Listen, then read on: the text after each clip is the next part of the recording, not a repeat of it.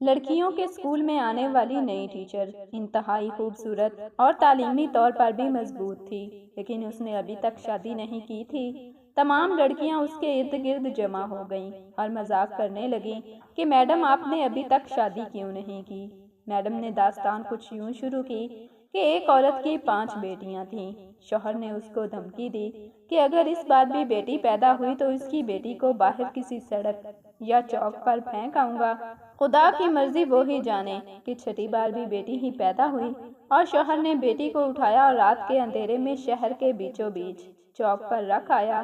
ماں پوری رات اس ننھی سی جان کے لیے دعا کرتی رہی اور بیٹی کو خدا کے سپرد کر دیا۔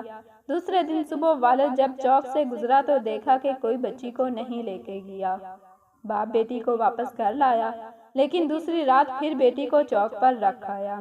لیکن روز یہی ہوتا رہا، ہر بار والد باہر رکھ آتا اور جب کوئی لے کر نہیں جاتا تو مجبوراً واپس اٹھا لاتا، یہاں تک کہ اس کا باپ تھکا ہوا اور خدا کی مرضی پر راضی ہو گیا۔ پھر خدا نے کچھ ایسا کیا کہ 1 سال بعد ماں پھر پیٹ سے ہو گئی اور اس بار ان کا بیٹا ہوا، لیکن چند دن بعد بیٹیوں میں سے ایک بیٹی کی موت ہو گئی، یہاں تک کہ 5 بار پیٹ سے ہوئی اور 5 بیٹے پیدا ہوئے، لیکن ہر بار اس کی بیٹیوں میں سے ایک اس دنیا سے چلی جاتی۔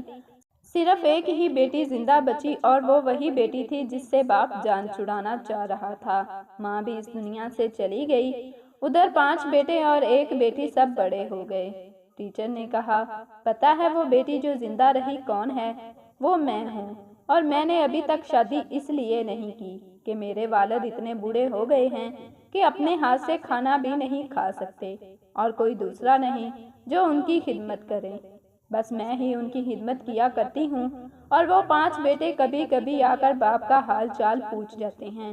والد ہمیشہ شرمندگی کے ساتھ رو رو کر مجھ سے کہا کرتے ہیں، میری پیاری بیٹی، جو کچھ میں نے بچپن میں تیرے ساتھ کیا اس کے لیے مجھے معاف کرنا۔